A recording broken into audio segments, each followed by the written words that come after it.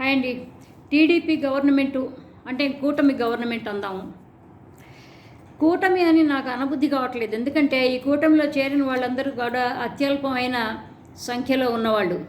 వాళ్ళ అసెంబ్లీ సీట్లు కావచ్చు, లేకపోతే పార్లమెంట్ సీట్స్ కావచ్చు. కాబట్టి ఏంటంటే టీడీపీ అని అనాలనిపిస్తుంది. ఎందుకంటే మెయిన్ చంద్రబాబు గారు ఇక్కడ మెయిన్. కాబట్టి ఏంటంటే టీడీపీ అని అంటాను నేను. సరే, చాలా కాలంగాను చంద్రబాబు గారికి ఒక కుడి భుజంగాను పవన్ కళ్యాణ్ గారు ఉంటారు కాబట్టి ఆయన ఎట్లయినా ఉంటాడు. కాకపోతే ఏంటంటే ఇప్పుడు స్పెషాలిటీ ఏంటంటే ఆయనకి ఒక డిప్యూటీ సీఎం హోదాలో ఉన్నాడు, అంతే తేడా. కాబట్టి ఏంటంటే ఇప్పుడు టీడీపీ కూటమి టీడీపీ ప్రభుత్వం ఈ నెల రోజుల్లో తను చేసుకున్న పనులన్నీ కూడాను గొప్పగా ఒక చక్కటి 30 రోజులు 30 పనులు అని చక్కగా ప్రకటించుకుంది. వాటిలో ఏంటంటే 16,347 టీచర్ పోస్టులతో mega DSC notification. Mega DSC అంటే మామూలు లక్షల్లో ఉంటే మెగా డిఎస్సి అంటారు. దీనిలో 6,000 చిల్లర జగన్మోహన్ రెడ్డి గారు ఇచ్చే ఆయన ప్రకటించినవేను. మిగిలినవి ఒక 10,000 సరే వాళ్ళ ఖాతాలో వేసుకోవాలంటే ఓకే, పర్వాలేదు. తర్వాత 2 వృద్ధాప్య వితంతు పెన్షన్ 4,000కు పెంపు. అది ఎంతమందికి వచ్చినదే అందరికీ తెలుసు.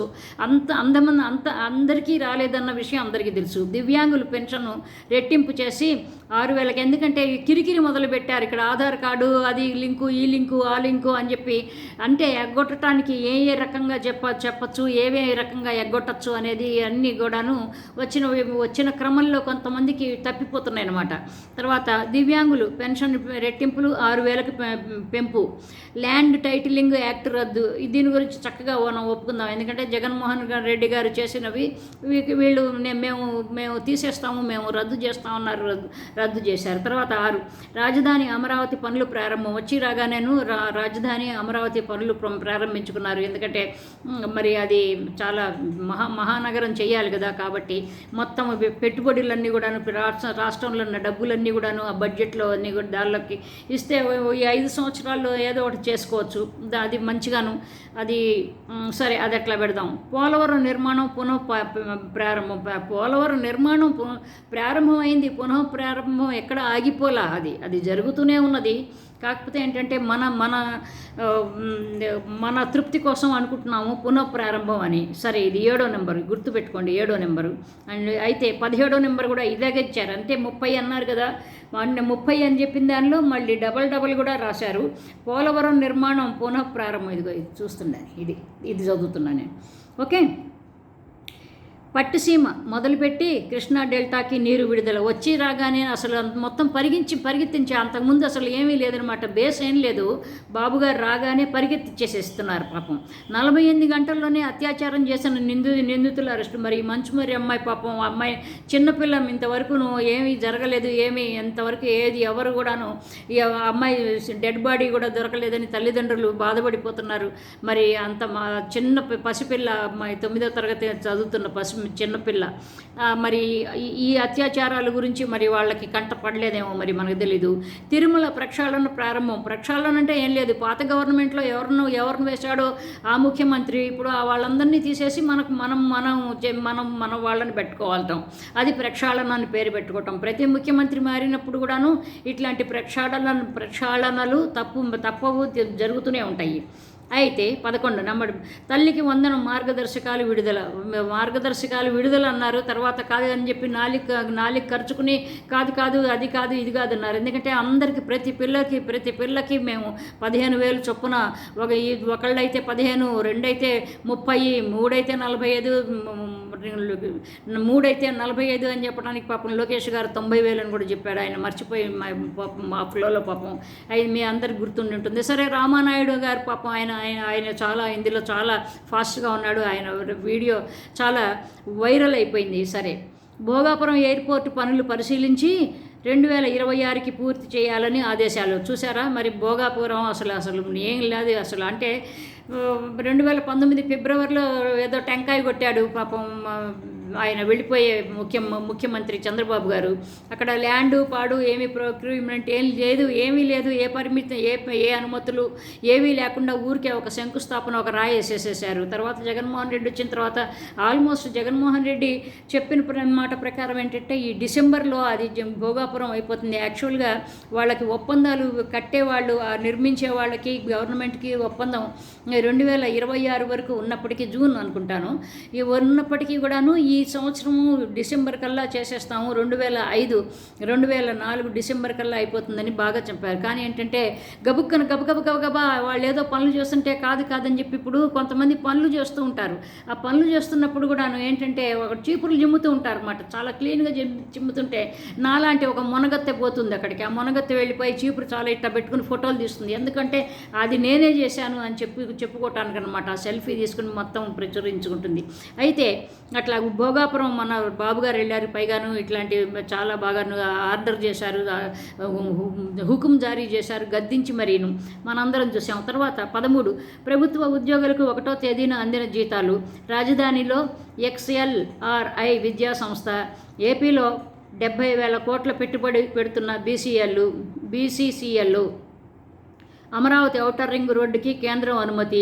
పోలవరం నిర్మాణం పునఃప్రారంభం. 7వది కూడా అదే నేను చెప్పాను కదా, 17వ నెంబర్ కూడా అదే చెప్పారు, అదే రాశారు. 5 ఏళ్ల తర్వాత పలాసకు సాగునీరు. అసలు బాబుగారు రావడంతోనే నీళ్లతోనే వచ్చేసేసారు ఆయన.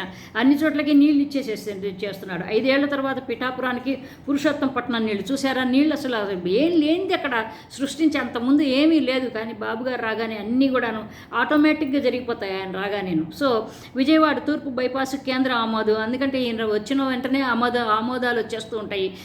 మరి స్పెషల్ స్టేటస్ ఆమోదాలు ఎందుకు రావటం లేదో, లేకపోతే ఆ స్టీల్ ప్లాంట్ ఎందుకు అమ్ముకుంటున్నారో, మరి ఇంకా మిగిలిన ఒప్పందాలు ఇవన్నీ చట్టం చేసినవి, విభజనకి సంబంధించినవి ఇంకెందుకు రాలేదో మరి మనకు తెలీదు. సో 5 ఏళ్ల తర్వాత పలాసకు సాగునీరు. చూసారా అసలు ఎంత వస్తువుగా బాబుగారితో పాటు నీళ్లు వచ్చేస్తూ ఉంటాయండి. 5 ఏళ్ల తర్వాత పిఠాపురానికి పురుషోత్తంపట్నం నీళ్లు. అబ్బో. ఇంటర్ విద్యార్థులకు ఉచితంగా పాఠ్యపుస్తకాలు లేవని ఇంతకుముందే ఒక వీడియోలో చెప్పుకున్నాం మనం. సరే చెప్పుకోవటానికి ఏముంది కానీ విజయవాడ తూర్పు బైపాస్కి కేంద్ర ఆమోదం. రైతు బజార్లలో తక్కువ రేట్లకి బియ్యం, కందిపప్పు. మరి ఇవన్నీ కూడాను ఏవైనా రాసుకోవచ్చు.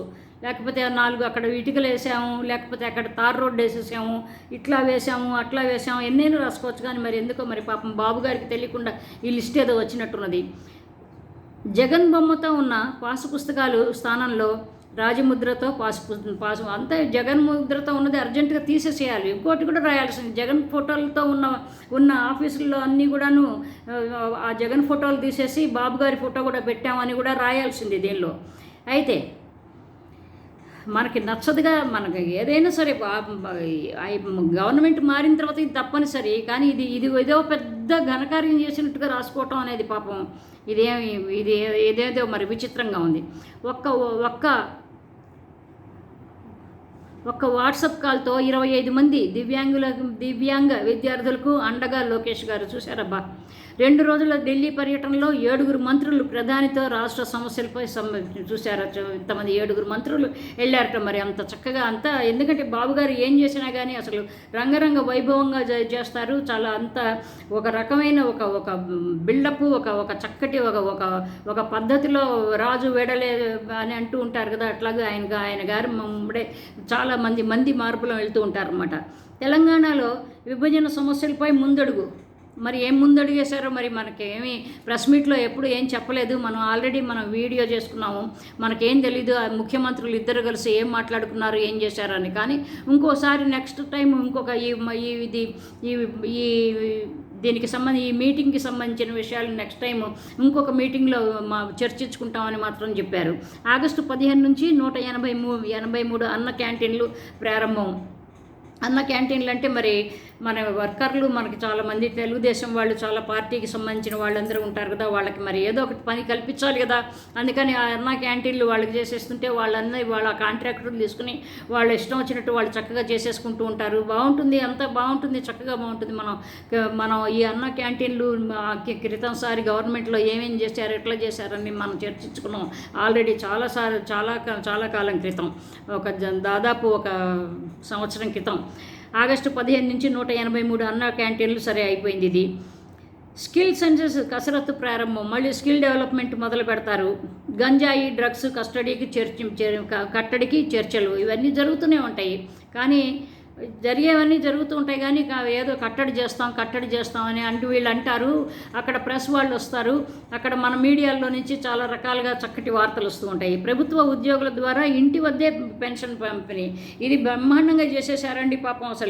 అసలు నా భూతం నా భవిష్యత్తు లాగా అసలు ఏదో ఆ జగన్మోహన్ రెడ్డికి చెయ్యనివన్నీ కూడాను ఈయన చేసేసేసారు. అసలు ముఖ్యంగాను వాలంటీర్లు చేసే పనులు కూడాను అన్నీ కూడాను ఈ వీళ్ళతోనూ చేయించేసేసారన్నమాట. ఎవరి ద్వారా చేయించేశారంటే ప్రభుత్వ ఉద్యోగులు, సచివాలయం ఉద్యోగులతో వాళ్ళతో చేశారు. కాబట్టి ఏంటంటే గొప్ప పని చేశారు వీళ్ళు.